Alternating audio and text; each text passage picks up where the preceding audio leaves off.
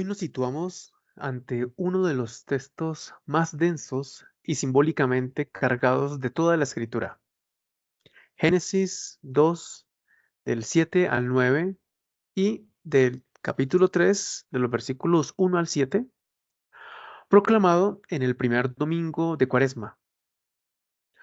No es un relato sobre el pasado solamente, es un texto sobre nosotros, sobre nuestra condición, sobre nuestra libertad, sobre nuestra fragilidad. Comencemos. El texto dice que Dios modeló al hombre con polvo del suelo y sopló en su nariz aliento de vida. Aquí confluyen dos palabras hebreas decisivas: Adam, el ser humano, y Adamaj, la tierra. El ser humano no es divino por naturaleza, es tierra, es límite, es contingencia. Pero esa tierra es vivificada por la Ruaj, el aliento de Dios. La antropología bíblica es profundamente realista y profundamente digna. Nosotros, según esa descripción, somos polvo animado por Dios, vivificado por Él. No somos autosuficientes, pero tampoco somos desecho cósmico. Somos criatura llamada a relación. Luego aparece el jardín en Edén. Este no es un escenario geográfico, es un espacio teológico. El jardín simboliza la armonía originaria, la relación justa con Dios, consigo mismo, con la tierra. En medio del jardín están dos árboles, como lo hemos escuchado: el árbol de la vida y el árbol del conocimiento del bien y del mal. Este segundo árbol no representa un conocimiento intelectual. Desde el significado bíblico, conocer el bien y el mal significa pretender decidir autónomamente qué es lo bueno y lo malo. En ese sentido, usurpar la soberanía divina que corresponde a Dios mismo. El límite impuesto no es un capricho divino, es la condición misma de la libertad auténtica. Sin límite, en este sentido, habría arbitrariedad. En el capítulo 3 del Génesis aparece una figura, la serpiente, representada aquí, o que representa aquí la figura del engaño. Y aquí esta figura introduce la sospecha con una pregunta así: ¿con qué Dios les ha dicho? Esta es una estrategia sutil. No niega a Dios, sino que distorsiona su palabra, exagera la prohibición, genera desconfianza, siembra la idea de que Dios compite con el ser humano. Aquí se revela el núcleo del pecado, la desconfianza. No es simplemente comer un fruto, es dejar de creer que Dios es bueno, que tiene un plan bueno. Es imaginar que Dios limita para oprimir, no para custodiar la vida.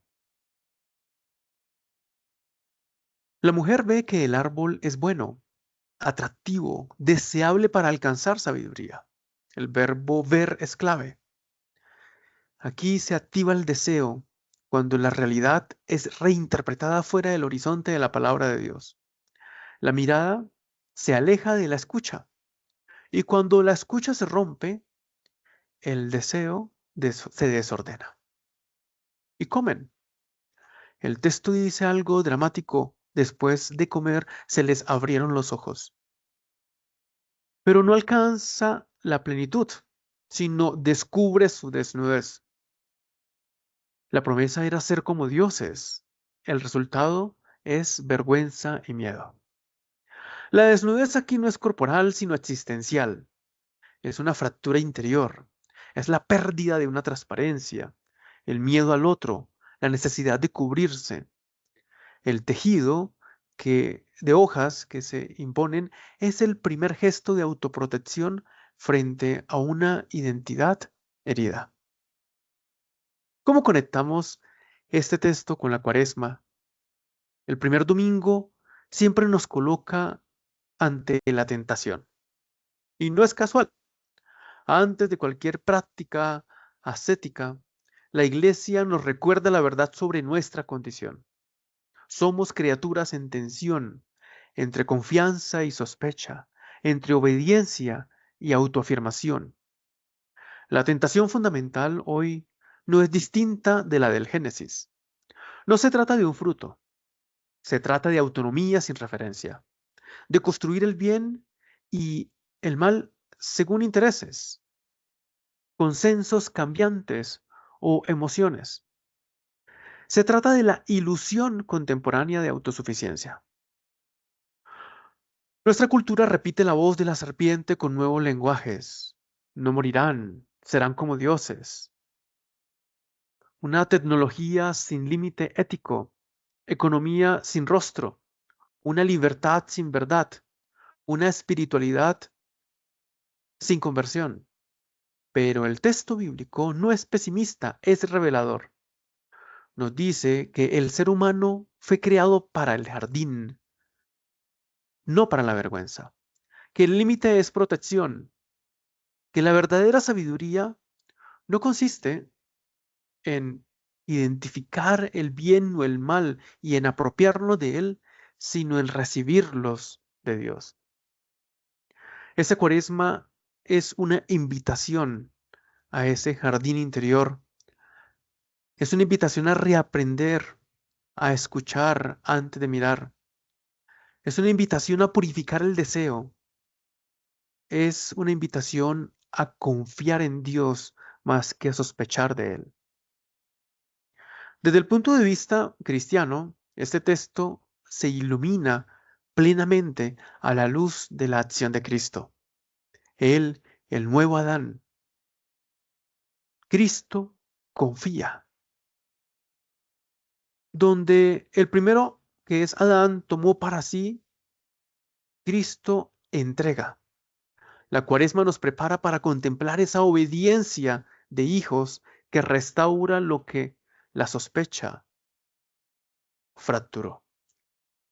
Al inicio, escuchamos que somos un polvo animado por el aliento de Dios. La pregunta cuaresmal es simple y radical. ¿Vivimos desde el aliento o desde el barro? ¿Desde la confianza o desde esa sospecha? Que a partir de este relato podamos descubrir y describir que estamos invitados a una decisión diaria, a redescubrir ese paraíso perdido. Y la Cuaresma es el tiempo apropiado para ello.